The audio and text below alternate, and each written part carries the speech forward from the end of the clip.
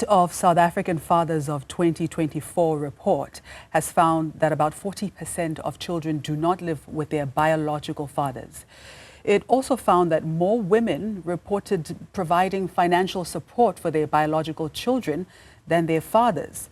We're in conversation with the co-author of the report now, Professor Kopano Ratele, head of the Stellenbosch Center for Critical and Creative Thought. Prof, good morning and thank you so much for your time.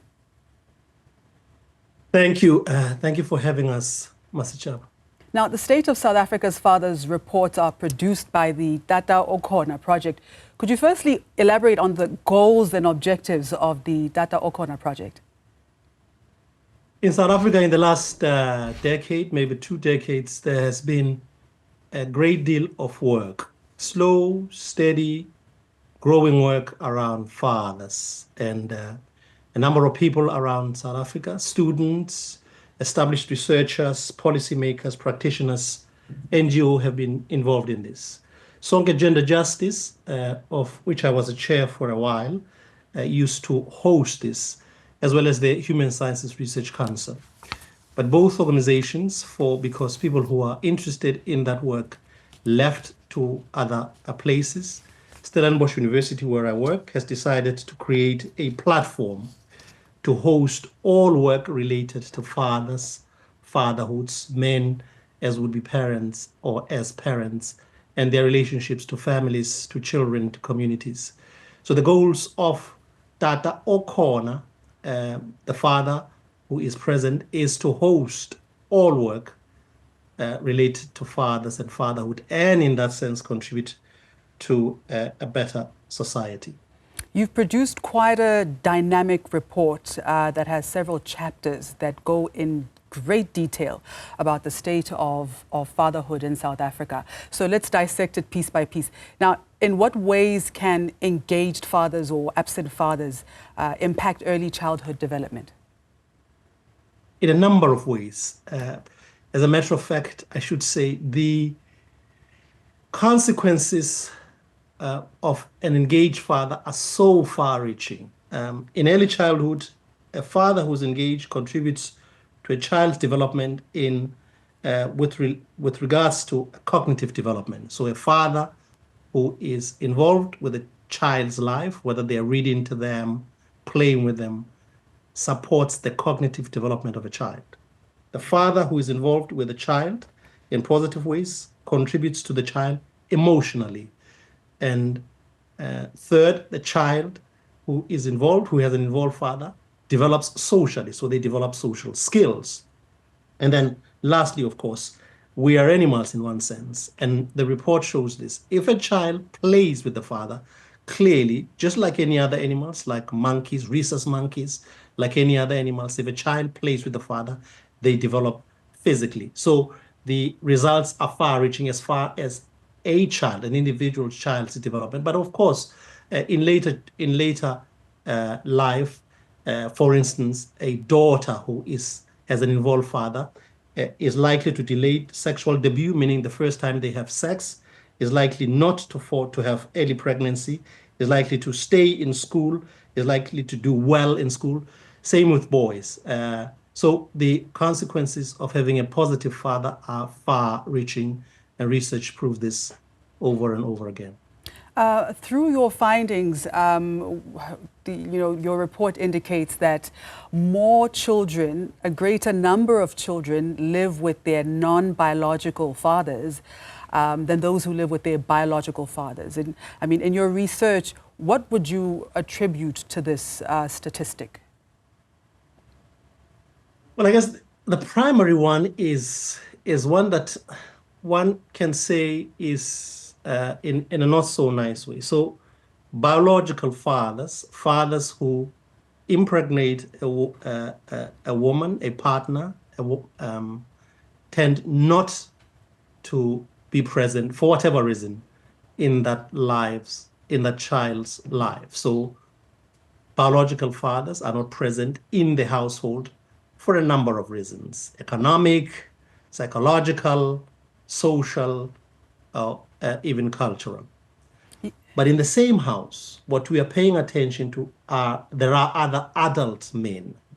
And we trace this from 1996 when we find the first general household survey.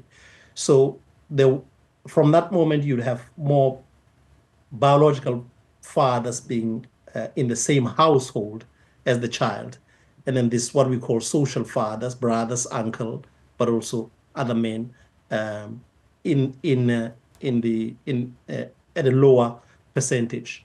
But at a certain point, the graph they cross over. You begin to have less percentage, and in this year in particular, in the year of the report, 2023, when the GHS, the General Household Survey from Statistics South Africa reports this, you have a lower number of biological fathers being present in the household and more social fathers being in the household. The social fathers, to repeat again, are brothers, uncles, grandfathers. So, but this, of course, are still related by blood. But when we speak about social fathers, we also talk about other kinds of adult men who are involved in the child's life. Yeah. While we are on social fathers, let's just park here for a bit. Could we just, if you can just expand on the concept of and significance of mapping social fatherhood? I should begin by saying it is better to call these men in a child's life social fathers rather than non-biological fathers or in any other way. So this group is large. The moment you pay attention to, you realize that there are men in children's lives who are interested in the child in positive ways. This group, which we call social fathers, which is defined essentially by caring or taking care of or being engaged with the child. And they include, to repeat again, brothers, abomalume, grandparents, other kin, but also teachers, mentors, priests, imams, so people who are keen to see the child developing well. And these people are paying attention, but we are not paying enough attention to them as a society, but also as people interested in this child's life. So you would have, we can take an example in a previous report we says this. So if you are two women with a child, so a gay couple, but you have a man in your life, whether he's a gay friend, but also might be brothers who takes an active interest in a child's life, that man is doing some part in raising that child. But some men are much closer. We have a wonderful photograph in a previous report by, for instance, where a brother living with the sister has the child on has the child on his back and cleaning dishes while the grandmother is close by. Those men are much more involved in raising the child, and we have to pay a lot of attention to them, in supporting them, in acknowledging that what they're doing, and recognizing the contribution to families and to the child's life. Professor, how do religious institutions shape fatherhood norms and societal expectations? In the 2024 State of South Africa's Fathers, we have a chapter on fatherhood and religion.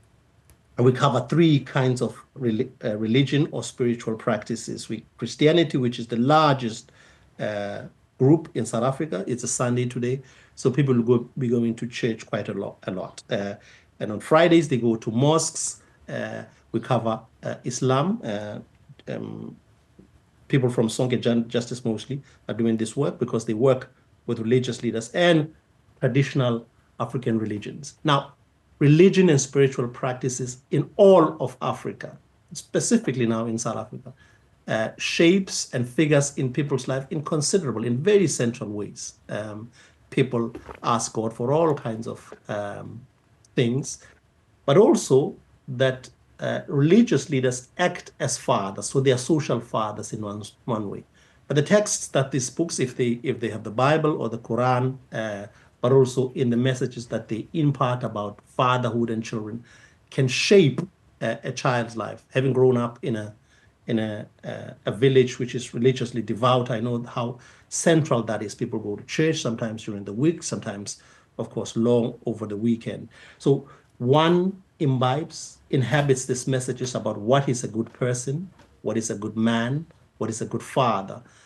And the more we pay attention, but more we support and interactive support with religions, researchers, policymakers about what kinds of positive contributions, of course there are negative contributions like any other practice in the world, what are the positive contributions that religion and denominations and spiritual practices play in children's life? When we pay attention to this, we can support it. We can also say, well, if, for instance, they are still holding on to the father is the head, when reality says actually mothers are supporting children much more, we have then to support with new research that says perhaps we must reconcile what you say in the church, in the mosque, in your spiritual practices with the reality, somehow engage with the research, with the data, rather than just hold on to a message that doesn't seem to work or could work better if we had changed it.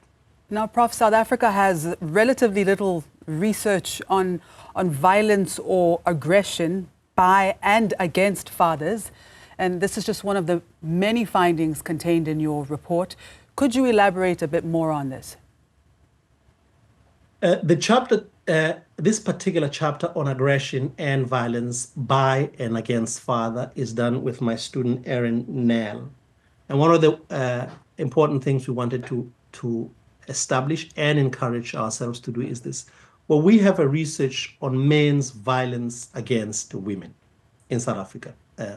I'm well aware, I'm steeped in that research.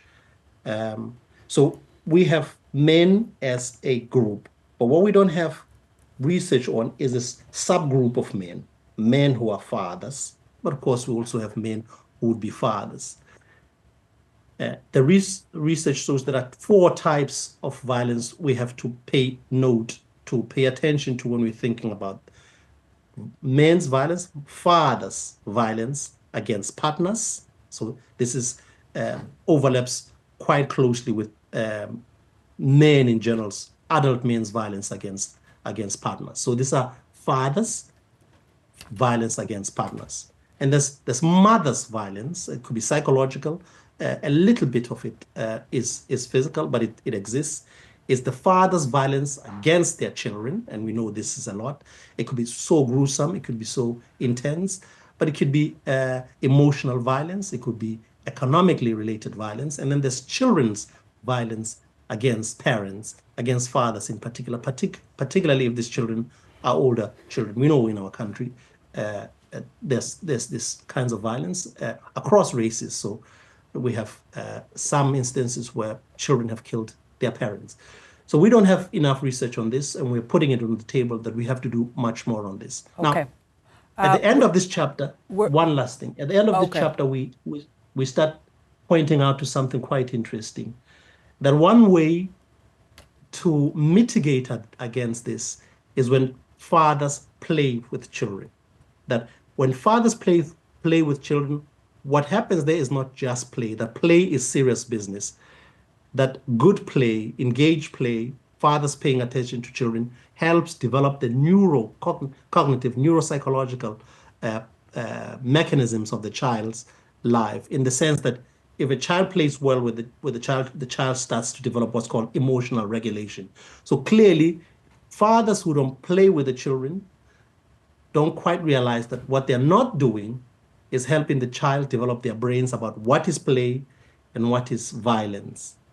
And that's an important thing, that play, a simple thing as play, as an engaged form between parents, fathers, and children, is important in helping the child's brain to develop in positive ways. All right. Professor, thank you so much. This conversation needs a 2-hour dialogue or even a series, but we're going to have to leave it right there. That was Professor Kopano Ratele, head of the Stellenbosch Center for Critical and Creative Thought and the co-author of the State of South African Fathers Report.